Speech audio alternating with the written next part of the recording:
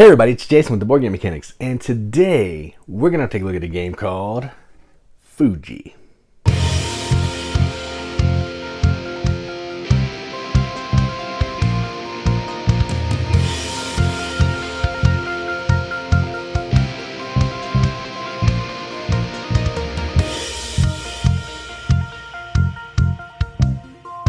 Fuji is a game designed by Wolfgang Warsch, Quacks of Quedlinburg, Taverns of Tiefenthal, The Mind, just to name a few. Published by Fuhrland. Plays 2 to 4 players in, I can't find the time on the box, but no more than an hour probably. Also, it's illustrated by one of my favorite artists of all time, Weaverson Santiago. Mostly the reason why I grabbed it, and it was cheap, but that's neither here nor there. And what you're doing in this game is you are basically working as a team. Oh, there it is, 2 to 4, 30 to 60 minutes. You take on the role of an adventurer who wants to explore the most famous volcano in Japan, Mount Fuji. But shortly before you reach your goal, the ground starts to shake. The volcano that has slept for over 200 years is erupting. You must flee from the deadly lava streams as quickly as possible. So you're trying to get to the village safely before you get gobbled up by lava or you run out of stamina. That's it. Now, normally here there would be a playthrough of the video, but we've been doing that in a separate video. There is a link to that video in the video description. You can check that out if you want to. Otherwise, we're going to move on to the components, art, all that jazz.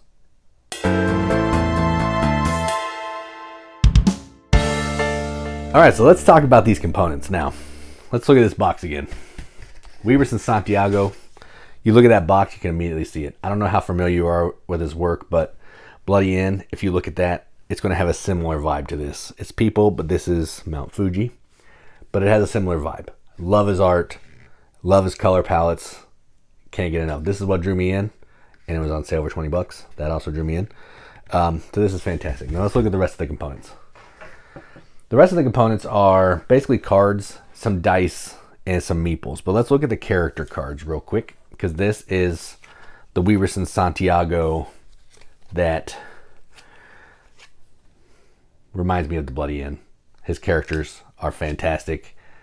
They're very quirky, kind of creepy looking. I love them. His art is fantastic as well. Here's the volcano tile. When something's burned up, that is great. Just these locations. Let's grab a couple locations that are fun, that I like. I had one sideways in the whole overview. Good job, idiot. So here's one of the safe village locations. On the back, there's a fantastic pagoda. These are pretty nice cards. They're not like linen finish, but they just sit on the table. That's really nice. Here's an awesome like pier, I think. I'm real bad at telling what stuff is, but I love the art there. Another bridge. Another bridge. Lots of bridges. Just fantastic art. This creepy building right here looks a little bit run down. I love it. His stuff's a little bit spooky and eerie.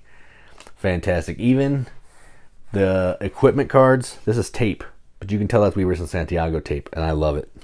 Carabiner, again, same deal. You can tell.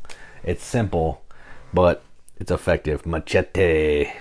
If only Danny Trejo was there. A torch, also known as a flashlight.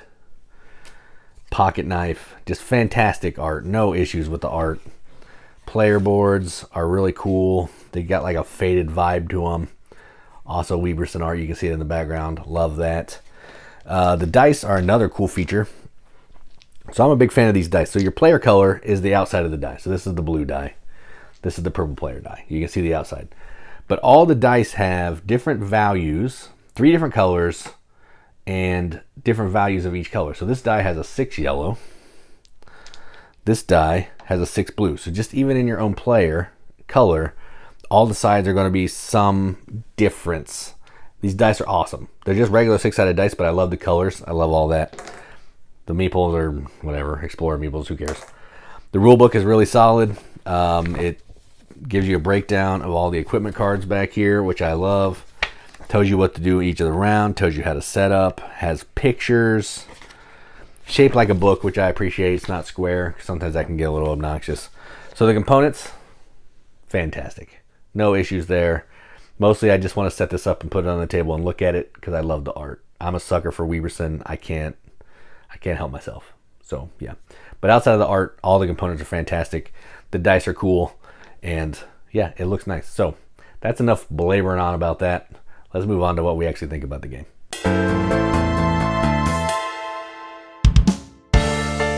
All right, so this is a cooperative game that has limited communication. Now, I'm not normally a fan of, well, cooperative games really, but I've been getting into them a little bit more. I've been trying to open my mind up, play some more cooperative games. But I'm really not a fan of the limited communication stuff, where you can't talk for the sake of not being able to talk. And I feel like this kind of does that. We're together. We're going on the adventure ourselves. Why can't we talk to each other? I mean, I get it. I watched Rado's video. He talked about the thematic point of it, where you may be too far out of range, or it might be too loud with the volcano roar and you can't hear me, that kind of thing. But it's just silly. I understand not being able to tell people what numbers you have behind your screen, but you should be able to say, you know, yeah, you're pretty good with my dice value will be fine. I think you should be able to talk it all the times. I don't understand why you can't, but that's neither here nor there. Outside of that, this is a really fun little dice rolling math game, because it really is a math game. You're trying to roll dice to have a higher value than your neighbor. So in a 4-player game, there's going to be one player that you don't ever care what their dice are. Irrelevant to you.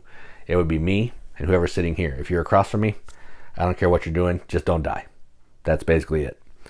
And I think that's an interesting concept. It's clever that each of the different locations need certain things. So this is going to look at odd yellow. That's really cool. This is going to take the value of all the dice, which could be cool, but can also be really risky, because everybody's dice, all of them are adding up. So that gets a little scary. Specific fuchsia dice and specific numbers. That one could be a little easier. I don't know. Just it's a really clever concept that I am a huge fan of. I don't necessarily know if I love the cooperative piece of it, but I love that kind of Elder Sign vibe where you're rolling dice, trying to fulfill the contract, you know, the contract of the tile, so you can move. I think that is super fun. I even like doing it behind your board. So if you're planning everything behind your board, and even just seeing what happens, I think that would be fine too. I don't know. I don't love the partial communication, but I like everything else. I want to either be able to talk all the time or never talk. The arbitrary phases of not being, or one phase of not being able to talk and you're re-rolling, and you can't, and you also, I don't know, I just don't like it. It's fine. I'll still play this game. I enjoy the game, but I would just rather either all talk or no talk. And you can give clues to people as, you know, if I'm putting my marker out on this, clearly I have high numbers here. So that's the information that you get. If I'm going this way, I clearly am using 1 and 3. So you need to figure out how to not use 1 and 3s. I think that would be even a more clever mechanism of playing this game. Complete silence throughout until phase 5. Or talking the whole time. But just it's hard enough already if I'm talking to you, and I think it'd still be tough, because you're limited with the numbers of rerolls anyway. So even if I reroll once, I can tell you exactly what I have, and it may not change what you're doing. So I don't know. I'll still play it like it is, but I'm not a huge fan. But I do enjoy the game. It's probably not BGM accepted. BGM accepted for the art, 10 out of 10. But for the game, I don't know. Maybe a 6 out of 10, 6.5 out of 10. It's fine. I just was expecting a little bit more from the cooperative part. I like the dice rolling and moving, but everything else outside of that, not the biggest fan. So, yeah, that's that. $20, not a big deal. So, that is Fuji from Fureland and designer Wolfgang Warsch. I'm Jason with the Boardgame Mechanics, and as always, keep gaming.